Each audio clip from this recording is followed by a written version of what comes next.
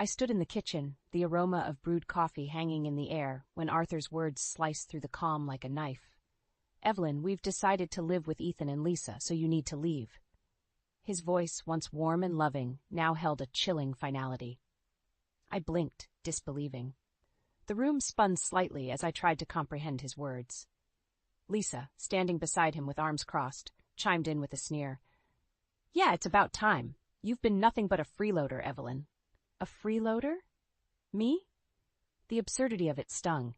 I had been the backbone of this family's finances for years, while Arthur played the role of the struggling artist, and now this? My gaze shifted from Arthur to Lisa, and then back to Arthur. He avoided my eyes, his face an emotionless mask. Anger and disbelief churned in my stomach.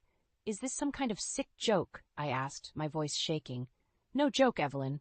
We think it's best for everyone," Arthur said, his tone devoid of the warmth I once knew.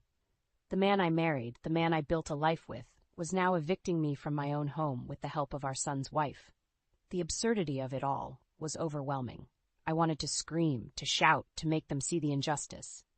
But all I could muster was a hollow laugh. "You'll regret this," I said, the words coming out colder than I intended. Arthur's eyes finally met mine, but there was no remorse there, just a blank stare. "Just pack your things and go, Evelyn. It's for the best." I looked around the kitchen, the heart of our home where I'd cooked countless meals, where we'd shared so many memories. And now they were casting me out like an unwanted guest. "I'll leave," I said, my voice steady despite the turmoil inside. "But remember this, Arthur, you'll regret this day." I turned, leaving them standing in the kitchen, and walked to our bedroom. My bedroom, the room where I had spent over 2 decades of my life, now just a hollow reminder of a love that had withered away. I packed a suitcase with clothes and essentials, grabbed my work laptop, bank book, and some valuables, and headed for the door. As I passed the living room, I saw them, sitting together, already erasing my existence from their lives. "You think you've won," I said, pausing at the door, "but this isn't the end. It's just the beginning." Without waiting for a response, I walked out, the door closing behind me with a finality that echoed in my heart. As I drove to a nearby hotel, my mind raced with plans and possibilities. They thought they could discard me, but they were wrong. I was Evelyn Carter, and I would not go down without a fight. This betrayal would not go unpunished. I checked into the hotel and lay on the bed, staring at the ceiling. The events of the day replayed in my mind, fueling a fire within me. They had unleashed something in me, something fierce and unyielding. I would rebuild my life, but not before making sure Arthur and Lisa understood the gravity of their mistake. They had underestimated me, and that was their biggest mistake. As I drifted into a restless sleep, one thought remained clear in my mind. This was not the end, but a new beginning. A beginning where I would take back control of my life and make them rue the day they crossed Evelyn Carter. The night at the hotel was restless, each tick of the clock a reminder of my shattered life. In the dim light of dawn, memories flooded in, bittersweet and sharp. I met Arthur when life was simpler, filled with dreams and possibilities. He was a graphic designer with a creative spark that ignited something in me. Our courtship was a whirlwind, a blend of passion and promise. We married young, and soon Ethan came along, completing our little family. But time has a way of eroding even the strongest foundations. Arthur's once passionate drive for his work dwindled into complacency. I continued working at a food manufacturing company, my career progressing steadily. It was my salary that kept us afloat, especially when Arthur decided to leave his stable job to pursue freelance work. "Are you sure about this, Arthur?" I had asked, concern lacing my words. He was confident, almost dismissive. "I'll get work from my contacts. Plus, you're doing great with your job." My job, which he casually referred to as a side gig, was the lifeline of our finances. His ignorance of my professional worth was a growing wedge between us. It was during this time that Helen, Arthur's mother, became a central part of our lives. Her health was failing, and I found myself taking on the role of her caregiver. It seemed natural. She was family, after all. But Arthur's lack of involvement was a bitter pill to swallow. "Why don't you help more with your mother?" I once asked, frustration evident in my voice. Arthur just shrugged, his attention more on his designs than on my words. It was always about his work, his needs, never about Helen or me. As I lay in the hotel bed, The hurt from years of being undervalued and overlooked simmered within me. They had taken my kindness for weakness, my silence for submission. But no more. I would show them the strength of a woman scorned, a woman who had given her all only to be discarded. My plan began to take shape in the early morning light. It was time for Arthur and Lisa to face the consequences of their actions. They thought they had removed a problem from their lives, but in reality, they had ignited a fire. I would start with Arthur's finances. It was time he learned the true value of the money I brought into our household. I knew his freelance work wasn't as lucrative as he pretended. His pride would crumble under the weight of financial realities.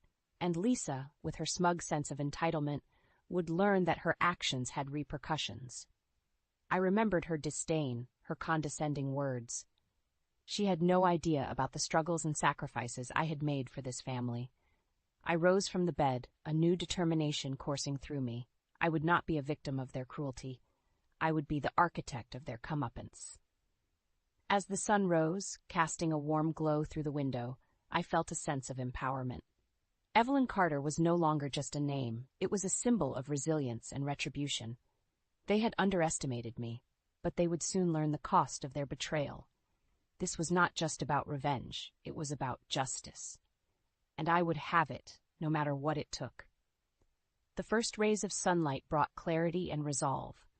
I checked out of the hotel with a single goal in mind, to begin my carefully crafted plan of retribution against Arthur and Lisa. Returning home to gather the rest of my belongings was a calculated move. I needed to see Arthur to gauge his reactions to feed the fire of my resolve.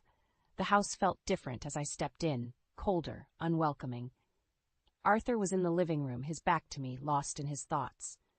"I've come for the rest of my things," I announced, my voice steady. He turned, a flicker of surprise crossing his face before it settled into an indifferent mask. "Fine. Take whatever you need." As I moved through the house, memories taunted me, but I pushed them aside. This was no time for sentimentality. It was a time for action. In our bedroom, I quickly sorted through our shared life, compartmentalizing emotions, focusing on the task. Clothes, personal items, some documents. I was methodical, leaving no trace of myself behind. Arthur hovered at the doorway, watching. "Evelyn, are you sure about this?" His question was a mix of confusion and a faint hint of concern. It was almost laughable. "You made your choice, Arthur. Now live with it," I replied, without looking at him. I could feel his gaze on me, but I didn't falter. This was the man who had underestimated me, who had pushed me out of my own life. No more. The final item I packed was a photo of us in happier times. I stared at it, a bitter smile on my lips. Then, without a second thought, I left it on the dresser, a reminder of what he had lost. As I carried my belongings to the car, Arthur's voice stopped me. "Evelyn, about the finances." I turned, meeting his eyes. "What about them? We might need to discuss how we'll handle things moving forward." "Oh, now you're concerned about finances?" My voice was tinged with sarcasm. "Don't worry, Arthur. You'll manage. After all, I was just a side gig, remember?" His expression faltered, guilt and realization dawning. But it was too late for regrets. I drove away without looking back, the chapter of Arthur and me firmly closed. But this was just the beginning. My mind raced with plans, each more satisfying than the last. I knew Arthur's weaknesses, his pride, his finances, his superficial understanding of my contributions. I would use these to my advantage. He would learn the hard way the value of what he had so callously discarded. And Lisa, her arrogance, would be her downfall. I would make sure of it. She thought she could step into my life, take my place without consequence. She was sorely mistaken. I found a small apartment, a temporary refuge, as I plotted my next moves. It was modest but sufficient for my needs. As I unpacked, the reality of my situation sank in. I was alone, but I was also free. Free to rebuild, free to exact revenge, free to be the woman I was meant to be. That night, as I lay in bed in my new apartment, I felt a surge of empowerment. They had pushed me to the edge, but I had emerged stronger, more determined. Evelyn Carter would no longer be a victim. She would be a force to be reckoned with. Settled in my new apartment, I strategized my next moves. The first step was to confront the financial facade Arthur had constructed. It was time he faced the reality of our situation, the reality he so conveniently ignored. I started by securing my financial assets. I transferred my savings to a new account, ensuring Arthur had no access. This was my hard-earned money, and I would not let him squander it any longer. Next, I prepared for the inevitable legal battle. I contacted a lawyer, someone known for their tenacity and success in divorce cases. As I explained my situation, the lawyer nodded, understanding the gravity of my case. "We'll make sure you get what you deserve, Mrs. Carter," she assured me, her voice firm and confident. I felt a sense of relief, knowing I had a professional in my corner. This wasn't just about money, it was about justice. A few days later, I received a call from Arthur. His voice was strained, a hint of desperation creeping in. "Evelyn, we need to talk about the divorce and the finances." I agreed to meet, curious to see how he would handle this confrontation. We met at a quiet cafe, a neutral ground for what was to be a decisive discussion. Arthur looked worn, the stress of the situation clearly taking its toll. "Evelyn, I think we rushed into this. Maybe we can work things out?" His plea was pathetic, a stark contrast to the confident man I once knew. "Work things out? You threw me out, Arthur. You made your choice." He flinched at my words, but I felt no sympathy. This was the bed he had made. "We can't afford a divorce, Evelyn, not with my financial situation." "Oh, now you admit it," I retorted, my voice laced with scorn. "You're finally facing reality." Arthur's eyes darted around the cafe, his pride wounded. I thought we could come to an agreement, without lawyers." I leaned in, my gaze steady. "You want an agreement? Fine. I want $10,000. That's my price for an amicable divorce." Arthur's face paled. "10,000? I don't have that kind of money." "That's not my problem, Arthur. You wanted me out. You pay the price." He struggled for words, his facade crumbling. I'll see what I can do." I stood up, my chair scraping against the floor. "You have 1 week, Arthur. 1 week to give me what I'm owed." As I left the cafe, I could feel Arthur's eyes on me, but I didn't look back. This was more than just a financial transaction. It was a statement. I was no longer the woman he could manipulate and discard. Back in my apartment, I allowed myself a small smile. The tables were turning. Arthur was finally understanding the cost of his betrayal. And this was just the beginning. There was more to come, and I would make sure he paid every penny of the emotional debt he owed me. The week after confronting Arthur was a whirlwind of activity. I found solace in action, each step a move towards reclaiming my life. But the true test came when Arthur called to arrange the exchange of the $10,000. We met at the same cafe, a public space where emotions couldn't easily run amok. Arthur was there first, looking more defeated than ever. He handed me an envelope, his hand trembling slightly. "This is everything I could gather," he said, his voice barely above a whisper. I didn't count the money there. I didn't need to. The look in his eyes told me it was all there. "Consider this the end of our chapter, Arthur." As I turned to leave, I could feel his gaze heavy on my back. But I walked away without hesitation. This was more than a financial transaction. It was a reclaiming of my dignity. Back in my apartment, I counted the money. Each bill was a testament to my resilience, a down payment on my new life. But it wasn't the end of my plan. Not yet. The next step was Ethan and Lisa. Arthur's betrayal was one thing, but their complicity stung deeper. It was time they faced their own consequences. A few days later, the opportunity presented itself. Ethan called, his voice strained. "Mom, we need to talk. Can you come over?" I agreed, curious about what prompted his sudden request. At their house, the atmosphere was tense. Ethan fidgeted nervously, while Lisa's usual arrogance was replaced by unease. "What's this about, Ethan?" I asked, my tone neutral. "It's about Dad," Ethan began, his eyes avoiding mine. "He's in a bad place, financially. We might lose the house." Lisa chimed in, her voice laced with frustration. "And it's your fault with that ridiculous demand for money."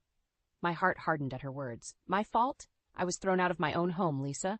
Did you expect me to just walk away without anything?"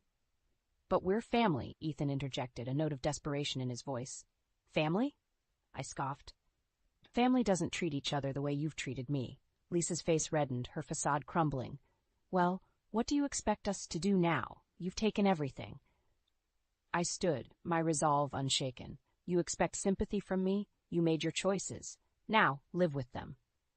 As I left, I could hear them arguing, their voices a mix of blame and regret. But it was too late for apologies. They had shown their true colors, and now they were facing the consequences. In the solitude of my apartment, I reflected on the day's events. I had set out to reclaim my dignity, to make them understand the pain they had caused, and I had succeeded. But as I lay in bed that night, a sense of emptiness crept in. Revenge had brought satisfaction, yes, but it hadn't filled the void left by my shattered family. Yet I knew there was no going back. This was my path now, and I had to see it through to the end. As the days passed, my life settled into a new rhythm, one defined by independence and strength. Yet, the final act of my plan remained. It was time to expose Arthur and Lisa's true nature, to bring their deceit into the light. I began by digging into Arthur's financial affairs. It wasn't difficult. His desperation had made him careless. I discovered a trail of debt, poor investments, and most shockingly, evidence of an affair. It was the ammunition I needed. I confronted Arthur once more, this time at his office. It was a place where he felt in control, but I was about to shatter that illusion. "Arthur, we need to talk," I said, my voice calm yet assertive as I entered his office. He looked up, surprise etched on his face. "Evelyn, what are you doing here?" "I know about the affair, Arthur, and the debts," I stated, watching as his face drained of color.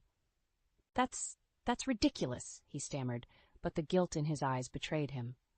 "Don't insult my intelligence. I have proof," I countered, my words sharp. Arthur sank into his chair, the facade of confidence crumbling. "Evelyn, please, let's talk about this." "There's nothing to talk about. You've made your bed, now lie in it." My words were cold, a reflection of the void he had left in my heart. I left his office, leaving him to stew in his guilt and fear. But my plan wasn't complete. Lisa was next. I invited her for coffee, a public setting where she couldn't easily escape. When she arrived, her usual brashness was absent, replaced by caution. "Evelyn, what is this about?" she asked, her voice tinged with suspicion. "It's about you and Arthur," I said, meeting her gaze. "Your role in this whole mess." Lisa shifted uncomfortably. "I don't know what you're talking about."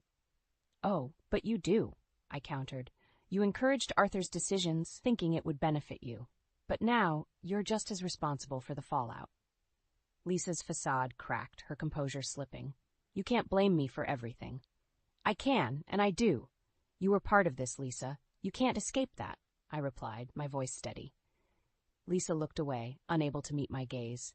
She knew the truth, even if she couldn't admit it. As I left the cafe, I felt a sense of closure. I had exposed their deceit, their selfishness. They were left to face the consequences of their actions, just as I had faced mine. In the days that followed, the fallout from my revelations hit hard. Arthur's affair became public knowledge, his reputation tarnished. Lisa, caught in the crossfire, faced her own set of challenges. Her marriage with Ethan strained under the weight of the truth. I watched from a distance, my heart heavy yet vindicated. They had underestimated me, but I had shown them the strength of my resolve. Yet, in the quiet moments, I couldn't help but wonder if the price of revenge was too high. I had regained my dignity, but at what cost? The family I once loved was now broken, a casualty of the war I had waged. In the weeks following my confrontation with Arthur and Lisa, the repercussions of their actions, and mine, began to unfold in full view. The house that once echoed with our laughter now stood as a silent monument to broken dreams and betrayal. Arthur's career suffered greatly from the scandal. His clients left, unwilling to associate with a man whose personal life was in shambles. His financial troubles, once hidden behind a veil of pride, were now laid bare for all to see. Lisa, on the other hand, found herself isolated. Her marriage with Ethan strained to the breaking point, as the truth of her manipulation and greed surfaced. The social circles that once welcomed her now turned their backs, leaving her to face the consequences of her actions alone. I heard through mutual acquaintances that Ethan had moved out, unable to cope with the continuous quarrels and the stark reality of their situation. Lisa, once so full of confidence and disdain, was now a shadow of her former self. And then there was Arthur. He called me one evening, his voice a mixture of sorrow and desperation. "Evelyn, I'm sorry. For everything." His apology, though late, was a testament to the depth of his downfall. "Your sorry can't undo what's been done, Arthur." I know I've made mistakes, but I'm paying for them now," he said, his voice breaking. "You're not the only one paying, Arthur. We all are," I replied, the weight of our collective pain heavy in my voice. We ended the call with no promises of reconciliation, only the somber acknowledgement of our shared history and its painful end. In the aftermath, I found solace in my newfound independence. The pain of the past was still there, a dull ache that ebbed and flowed with the days. But there was also a sense of freedom, a liberation from the chains of a loveless marriage and the suffocating deceit that had come with it. As I rebuilt my life piece by piece, I realized that revenge, though sweet, was also bittersweet. It had given me closure, yes, but at a cost. The family I had once cherished was now just a memory, a lesson learned in the hardest way possible. But life has a way of moving forward, and so did I. I found joy in small things, in the quiet moments of solitude, in the new beginnings that each day brought. The scars of the past remained, but they no longer defined me. I was Evelyn Carter, a woman who had faced her demons and emerged stronger. The journey had been long and fraught with pain, but I had survived, and in that survival I had found a new sense of self, a new purpose. As I look back now, I realize that the greatest revenge was not in the downfall of Arthur and Lisa, but in the rise of my own spirit. In the end, I had not just survived, I had thrived. You're nothing without me, Evelyn. Remember that. Dominic's words cut deep as I cradle our newborn daughter, Aria. I look down at her innocent face, her tiny fingers wrapped around mine, and I feel a wave of despair wash over me. How did I get here? How did I let myself become so trapped, so helpless?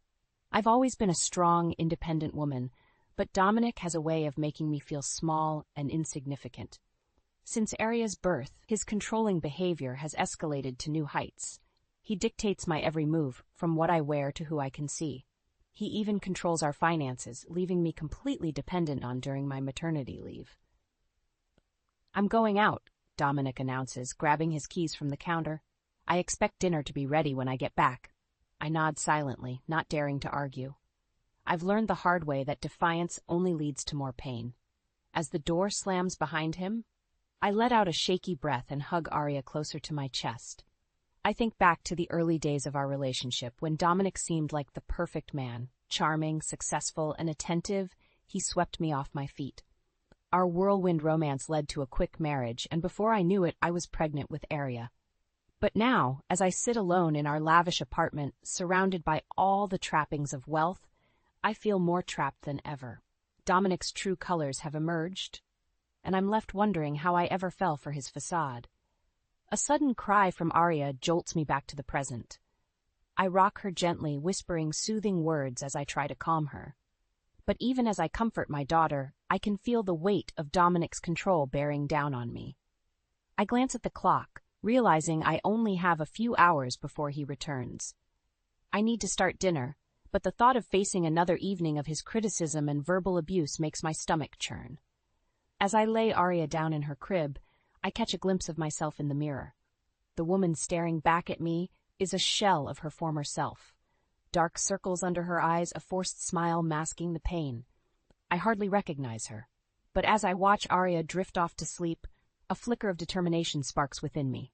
I can't let my daughter grow up thinking this is normal, that this is what love looks like. I need to find a way out, not just for myself, but for her. I take a deep breath and straighten my shoulders. I may feel trapped and helpless now, but I refuse to let Dominic break me. I will find a way to escape his grasp, to build a better life for Aria and myself. As I head to the kitchen to start dinner, I silently vow to myself that this will be the last meal I cook under Dominic's roof. I don't know how, and I don't know when, but I will find the strength to break free from this nightmare. For Aria's sake, and for my own, I have to. As I sit in the darkness of Aria's nursery, my mind drifts back to the beginning of my relationship with Dominic. It all seemed so perfect, like a fairy tale come to life. I was 28, a successful young woman with a promising career when I met him at a charity event. He was 35, charming, and incredibly handsome. I was instantly smitten. Our courtship was a whirlwind of expensive dinners, lavish gifts, and grand gestures. Dominic made me feel like I was the center of his universe. He promised me the world, and I believed every word. "Evelyn, you're the most beautiful woman I've ever seen," he whispered in my ear as we danced at a gala. "I want to spend the rest of my life making you happy." I melted into his arms, convinced that I had found my soulmate. When he proposed just 3 months later, I didn't hesitate to say yes. Our wedding was a grand affair, with no expense spared. I felt like a princess as I walked down the aisle in my designer gown, Dominic waiting for me at the altar with a smile that could light up the room. "I love you, Evelyn," he said as he slipped the ring on my finger. "I promise to cherish you forever." I believed him with all my heart. We settled into married life, and for a while everything was perfect. Dominic continued to shower me with attention and gifts, and I felt like the luckiest woman in the world. But then, just a few months into our marriage, I discovered I was pregnant. I was overjoyed, but Dominic's reaction was not what I expected. "A baby now?" he asked, his brow furrowed. I thought we agreed to wait a few years. I was taken aback by his response. We had discussed starting a family, but I didn't realize he had such a specific timeline in mind. "I know it's a bit sooner than we planned, but isn't it wonderful news?" I asked, trying to gauge his reaction. Dominic's face softened, and he pulled me into an embrace. "Of course it is, darling. I'm just surprised, that's all. We'll make it work." But as my pregnancy progressed, I began to notice subtle changes in Dominic's behavior. He became more controlling, more possessive. He started questioning my every move, demanding to know where I was and who I was with at all times. I chalked it up to nerves about impending fatherhood and tried to reassure him that everything would be fine. But deep down, a nagging feeling told me that something wasn't right. When Aria was born, Dominic's behavior only intensified. He criticized everything I did, from the way I changed her diaper to the way I held her. He insisted on being present for every feeding, every bath time, every moment of her life. At first, I thought he was just being an attentive father, but as the weeks turned into months, I realized that his attention was more about control than love. "You're doing it wrong," he would snap as I tried to soothe Aria's cries. "Give her to me. I'll show you how it's done." I felt like I was constantly walking on eggshells, trying to anticipate his every mood and whim. I was exhausted, both physically and emotionally, but I didn't dare complain. I was afraid of what he might do if I pushed back. Looking back, I can see all the red flags I missed. The way he isolated me from my friends and family, the way he made me feel like I was nothing without him. I was so blinded by love that I couldn't see the truth. But now, as I sit in the darkness, watching my daughter sleep, I know I can't let this continue. I have to find a way out, not just for myself, but for Aria. She deserves a better life than this. I just hope I have the strength to do what needs to be done. Aria's cries pierce the night, and I stumble out of bed, exhausted. It's been weeks since I've had a full night's sleep, and the toll is starting to show. As I enter the nursery, I find Dominic already there, holding our daughter. "I've got this," he says, his voice cold. "Go back to bed." I hesitate, wanting to comfort my own child, but the look in Dominic's eyes tells me not to argue. I retreat to our bedroom, feeling helpless and alone. The next morning, I'm in the kitchen preparing breakfast when Dominic storms in, his face contorted with anger. "Why isn't the laundry done?" he demands, holding up a shirt. "I have a big meeting today, and I need this pressed." I glance at the clock, realizing I've lost track of time while caring for Aria. "I'm sorry, I'll do it right now," I say, reaching for the shirt, but Dominic yanks it away, his eyes narrowing. "You're always making excuses." He sneers. "I work hard to provide for this family, and you can't even handle simple household chores." I feel my cheeks burn with shame and frustration. "I'm doing the best I can," I protest weakly. Dominic scoffs. "Your best isn't good enough. I deserve better than this." He storms out of the kitchen, leaving me fighting back tears. I know I should stand up for myself, but I'm too tired, too beaten down. Later that day, I'm trying to soothe a fussy Aria when the phone rings. It's the bank, informing me that my credit card has been declined. Confused, I hang up and log into our online banking account. What I see makes my blood run cold. Our savings account, the one I thought we were using for Aria's college fund, is nearly empty. Thousands of dollars, gone without a trace. I confront Dominic that evening, holding up the bank statement with shaking hands. "What is this?" I demand. "Where did all our money go?" Dominic barely glances at the paper before shrugging. "I had some expenses come up. Business stuff you wouldn't understand." "Business stuff?" I echo, incredulous. "Dominic, that was our daughter's college fund. How could you just spend it without telling me?" He fixes me with a cold stare. "I don't have to tell you anything. I'm the one who earns the money in this family. I'll spend it how I see fit. I reel back as if slapped. But we're supposed to be partners, I whisper. We should make these decisions together. Dominic laughs, a harsh, ugly sound. Partners? You're nothing without me, Evelyn. I gave you everything. This house, those clothes, that baby.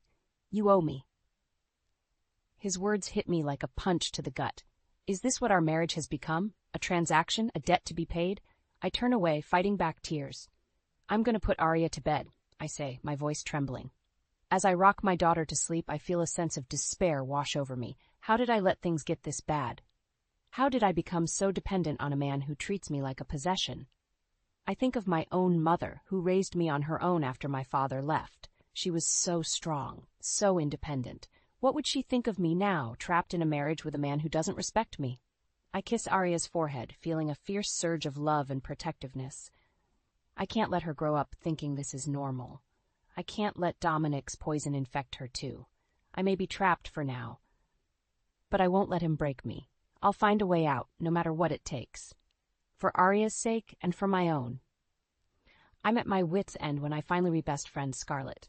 We've been friends since college, and she's always been there for me, no matter what. I don't know what to do, I confess, my voice breaking. Dominic is controlling every aspect of my life. I feel like I'm suffocating. Scarlett listens patiently, her brow furrowed with concern. Evelyn, this isn't right, she says gently. He shouldn't be treating you like this. I nod, wiping away tears. I know, but I'm scared, Scarlett. He's threatened to take Arya away from me if I try to leave. Scarlett's eyes widen. He can't do that, she insists. You're Arya's mother. You have rights. She helps me gather evidence of Dominic's deceit and verbal abuse. We take screenshots of the bank statements, documenting the missing funds. I start keeping a journal, writing down every hurtful thing he says to me. Armed with this information, I confront Dominic. We need to talk, I say, my voice shaking but determined. He barely looks up from his phone. Can't it wait? I'm busy. No, it can't wait, I insist. Dominic, I know about the money. I know you've been hiding things from me. At this, he finally meets my gaze, his eyes narrowing. What are you talking about? I hold up the bank statements. You've been spending our savings without telling me. Our daughter's college fund. Gone. Dominic scoffs. Is that what this is about? It's just money, Evelyn. I'll make more. It's not just about the money, I say, my voice rising. It's about the lying, the secrets. It's about the way you treat me. He stands up, towering over me. The way I treat you? I give you everything, Evelyn. A beautiful home, a comfortable life. And this is how you repay me? By snooping through my things and making accusations? I take a step back, my heart pounding. I'm not making accusations. I'm telling the truth, and I'm done letting you control me. Dominic's face contorts with rage. You ungrateful bitch, he snarls. If you think you can leave me, think again. I'll make sure you never see Arya again. His words hit me like a slap in the face. You can't do that, I whisper, echoing Scarlett's words. Watch me, he says, his voice cold. I have money, connections. I'll bear you in court. You'll be lucky to get visitation, let alone custody. I feel like I can't breathe. The thought of losing Arya is too much to bear. But then I think of the evidence Scarlett and I have gathered. The bank statements, the journal entries, the recordings of Dominic's threats. I straighten my spine, looking him dead in the eye. I'm not afraid of you anymore, Dominic. I have proof of everything you've done, the lies, the abuse. If you try to take Arya away from me, I'll fight you with everything I have. For a moment, Dominic looks stunned. Then his face twists into an ugly sneer. You think you're so clever, don't you? But you're forgetting one thing. I own you, Evelyn. I own everything. And I'll destroy you before I let you leave me. With that, he storms out of the room, slamming the door behind him. I sink to the floor, my legs shaking. I know this is just the beginning. Dominic won't let me go without a fight, but for the first time in a long time, I feel a flicker of hope. I'm not alone anymore. I have Scarlett, and I have the truth on my side. I'll do whatever it takes to protect my daughter and myself, even if it means going to war with the man I once loved. With Scarlett's help, I begin secretly planning my escape from Dominic's clutches. We meet in quiet coffee shops and secluded parks, always looking over our shoulders for any sign of my husband. You need to start saving money, Scarlett advises.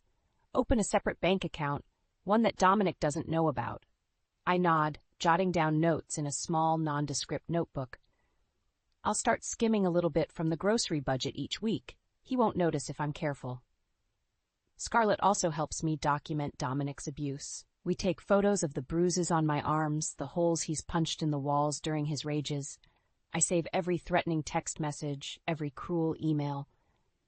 It's during one of these evidence-gathering sessions that I stumble upon a shocking discovery. I'm going through Dominic's email, looking for anything incriminating, when I find a string of messages between him and his secretary, Tessa. At first, I think they're just work-related, but as I read on, my stomach twists with a sickening realization. They're not just colleagues, they're having an affair. I miss you, Tessa writes in one email. Last night was amazing. When can we do it again? Dominic's response is filled with explicit details of their trysts, of the things he wants to do to her. I feel like I'm going to be sick. But even as the betrayal cuts me to the core, I feel a flicker of something else. Hope. If Dominic is cheating on me, that means I have even more leverage against him.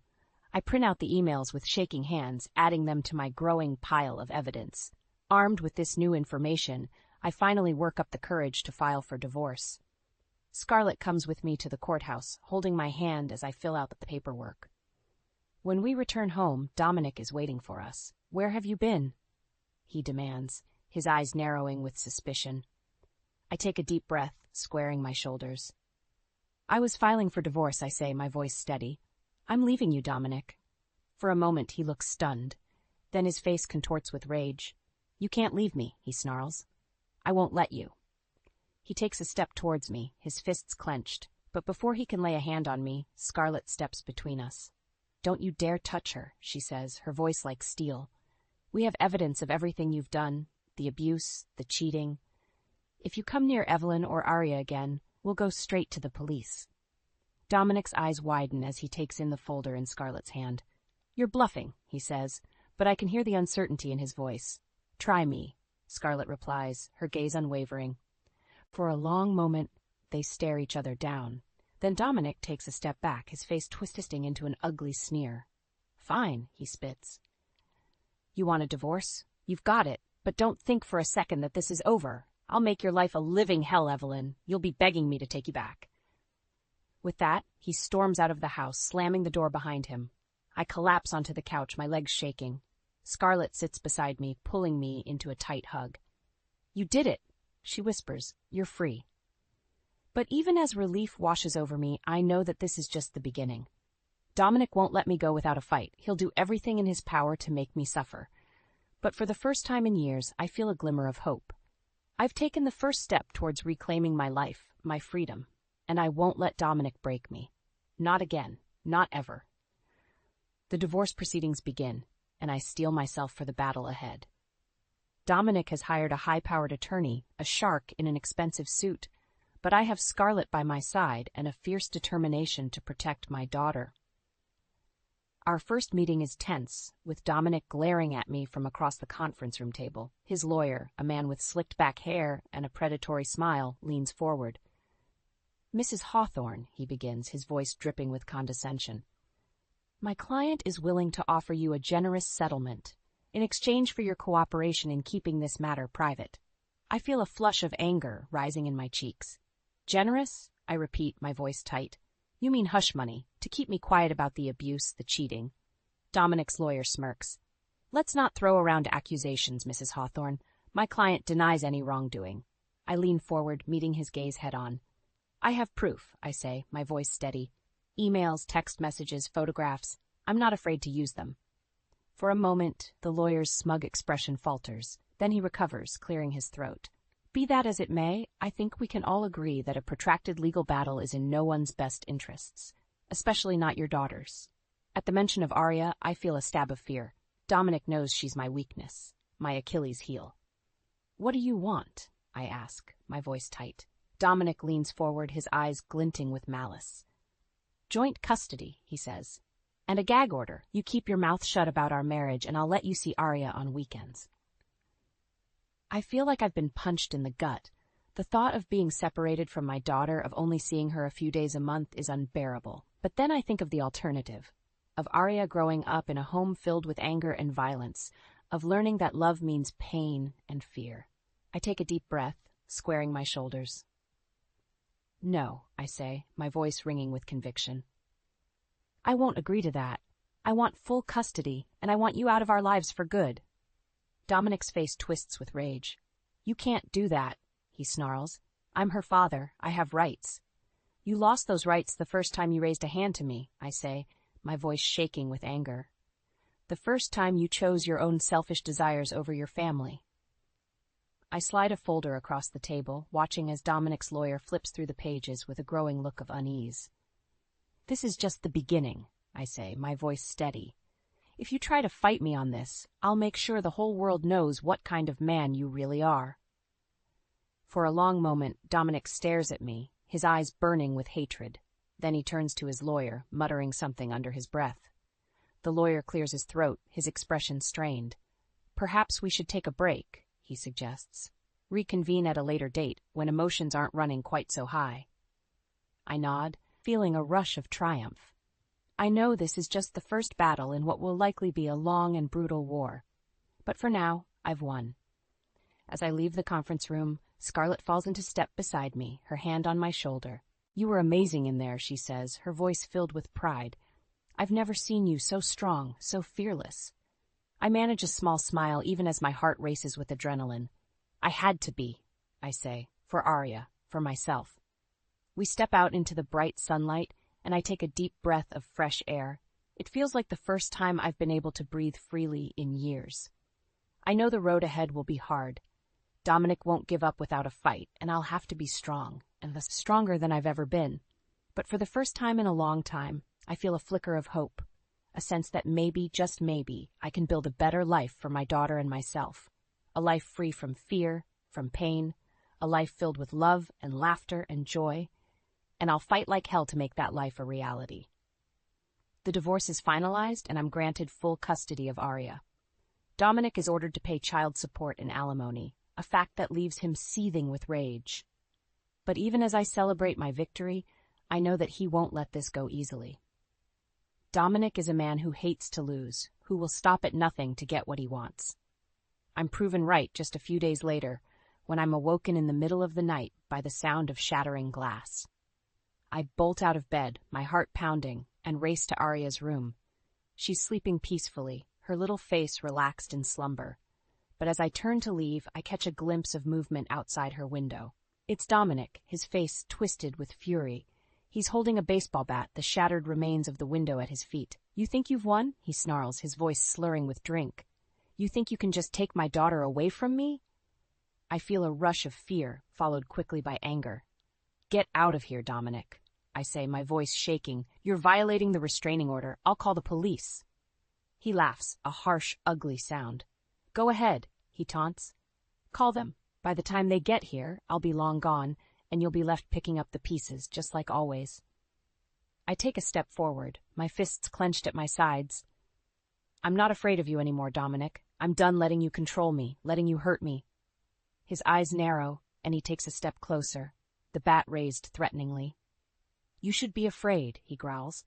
I'll make your life a living hell, Evelyn. I'll take Arya away from you, one way or another. But even as he speaks, I feel a sense of calm washing over me. I've spent so long living in fear of this man, letting him dictate my every move, but not anymore. I reach into my pocket, my fingers closing around my phone. I have proof, Dominic, I say, my voice steady. Proof of your abuse, your cheating, your illegal business dealings. If you come near me or Arya again, I'll expose everything. For a moment, he looks stunned. Then his face contorts with rage, and he takes another step forward, the bat raised high. But before he can swing, the sound of sirens fills the air. Red and blue lights flash through the broken window, casting an eerie glow over the room. Dominic freezes, his eyes wide with panic. He looks from me to the window, his grip on the bat slackening. This isn't over, he snarls, backing away. I'll find a way to make you pay, Evelyn. I swear it. With that, he turns and runs, disappearing into the night just as the police cars screech to a halt outside. I sink to the floor, my legs shaking with relief. Arya stirs in her crib, her little face scrunching up in confusion. It's okay, baby, I whisper, gathering her into my arms. Mommy's here. You're safe now. The police take my statement, and I show them the evidence I've gathered against Dominic. They assure me that they'll do everything in their power to keep us safe, to make sure he never comes near us again. But even as I nod and thank them, I know that this is just the beginning. Dominic is a man who doesn't know how to lose, who will stop at nothing to get his revenge. I'll have to be vigilant, always looking over my shoulder, always ready for the next attack. But I'm not alone anymore. I have Scarlett and the support of the law on my side. And most importantly, I have Arya, my beautiful, innocent daughter, who deserves a life free from fear and pain. I'll do whatever it takes to give her that life, to build a future for us that's filled with love and laughter and joy, even if it means facing down the devil himself. 5 years have passed since that fateful night when Dominic shattered our window and threatened to take Arya away from me. In that time, I've worked hard to rebuild my life, to create a safe and happy home for my daughter. I've thrown myself into my career, working my way up the corporate ladder at a prestigious marketing firm. My colleagues admire my tenacity, my ability to think outside the box, and come up with creative solutions to even the toughest challenges. But my greatest achievement is Arya. She's grown into a bright, curious 5-year-old with her father's dark hair and my green eyes. She's the light of my life, the reason I get up every morning and face the world with a smile. We have a little routine, Arya and I. Every morning I make her breakfast and pack her lunch, then walk her to the bus stop for kindergarten. In the evenings we curl up on the couch and read stories together, or have dance parties in the living room. It's a simple life, but it's ours, and I wouldn't trade it for anything in the world. One day, as I'm walking Arya to the bus stop, I bump into a familiar face. It's Liam, a single father who lives down the street. I've seen him around the neighborhood, always with his little boy, Max, in tow. Evelyn, right? He says, smiling warmly. I don't think we've officially met. I'm Liam. I shake his hand, feeling a flutter of something in my chest. Nice to meet you, Liam. This is my daughter, Arya. Arya waves shyly, hiding behind my leg. Liam crouches down to her level, his eyes twinkling. Hi there, Arya. I like your backpack. Is that a unicorn? Arya nods, a tiny smile spreading across her face. Yeah, unicorns are my favorite. Liam grins, standing back up. Well, maybe we can all get together for a playdate sometime. Max loves unicorns, too. I find myself nodding, a warm feeling spreading through my chest. That would be great. Here, let me give you my number. As we exchange numbers, I can't help but feel a spark of something. A connection, a sense of possibility. Over the next few weeks, Liam and I start spending more time together. We take the kids to the park, have picnics in the backyard. He's kind and funny and thoughtful, always ready with a joke or a helping hand. And he's an amazing father. I watch him with Max, the way he listens patiently to his son's endless chatter, the way he gets down on the floor to play with him. It's clear that he loves his boy with every fiber of his being. Slowly but surely, I feel myself falling for him, and for the first time in a long time, I allow myself to imagine a future that's not just about survival, but about happiness. But even as I bask in the glow of new love, I can't shake the feeling that Dominic is still out there, waiting for his chance to strike. And I'm right. One evening, as Liam and I are enjoying a quiet dinner while the kids play in the living room, there's a knock at the door. I open it to find Dominic standing there, his face haggard and his eyes wild. Evelyn, he says, his voice raspy, I need to talk to you. I feel a rush of fear, followed quickly by anger. What are you doing here, Dominic? You know you're not supposed to come near me or Arya. He holds up his hands, his expression pleading. I know, but I had to see you. I've lost everything, Evelyn, my job, my money, even Tessa left me. I have nothing left. For a moment, I feel a flicker of pity. But then I remember all the pain he's caused, all the fear and heartache. I'm sorry, Dominic, I say, my voice firm, but that's not my problem anymore. You made your choices, and now you have to live with the consequences. His face twists with rage, and he takes a step forward. You did this to me, you bitch. You ruined my life. But before he can say another word, Liam is there, stepping between us. I think you should leave, he says, his voice calm but firm, before I call the police. Dominic looks from Liam to me, his expression a mix of anger and desperation. But finally he turns and walks away, his shoulders slumped in defeat. As I watch him go, I feel a sense of closure wash over me.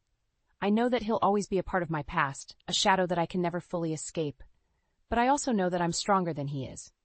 I've survived his abuse, his manipulation. I've built a life for myself and my daughter, a life filled with love and joy and possibility.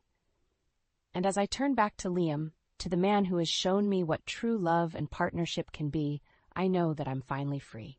Free to live, to love, to be happy. And that's the greatest revenge of all.